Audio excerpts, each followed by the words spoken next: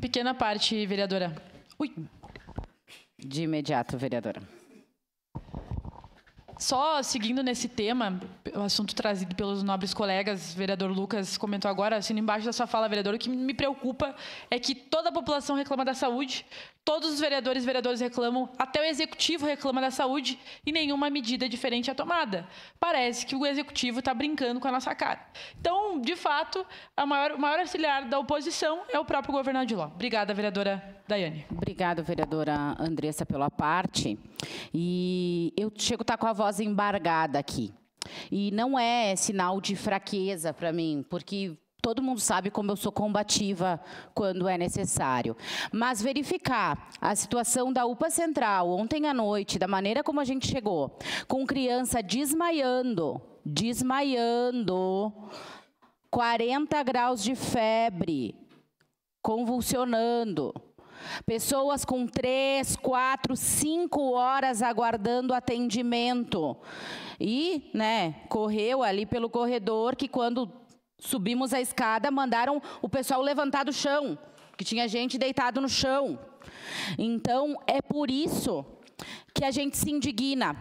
Mas isso reafirma o nosso compromisso, vereador Iago, de estar aqui, de estar nessa tribuna, de fiscalizar.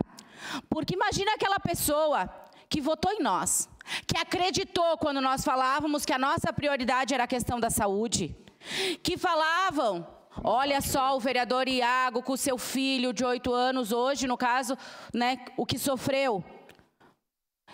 E a gente falava na campanha, prioridade. E as pessoas ligarem, tu diz assim, não vou? Eu vou dormir? Não. Só que aí fica uma pergunta para vocês. Se eu, que sou vereadora, eleita para fazer lei, para fiscalizar, penso assim, o que pensam o pessoal que fiscaliza o contrato da UPA? Cadê a fiscalização da Secretaria Municipal da Saúde? Cadê os leitos para mais de 70 pessoas que estão aguardando no nosso município? Fica a pergunta, gente.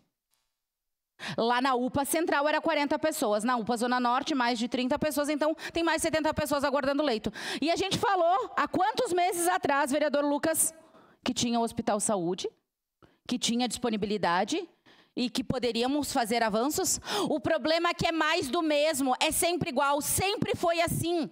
Sempre foi assim. Gente, os médicos tinham chegado 20 horas para a questão do plantão deles. E a UPA não estava vazia, não era metade da madrugada. Era 11h30, meia-noite, porque nós chegamos lá 11 horas, até nós verificar todas as questões e tudo mais. Não passava desse horário, que vai ser comprovado através das câmeras, porque nós pedimos para o Gustavo, no mínimo, apurar essa situação. No mínimo.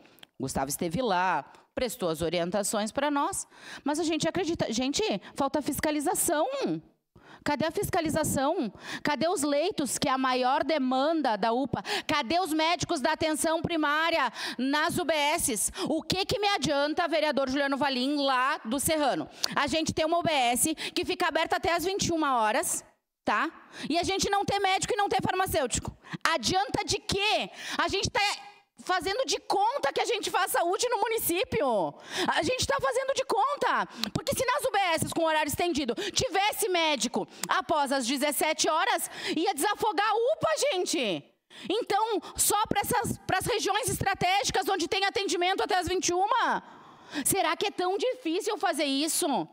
Mas a gente tem que pensar o quê? Em acomodar cargo, em pagar recurso para publicidade, fazer alguns manejos aí para os projetos do executivo vir a toque de caixa, os outros a gente segura.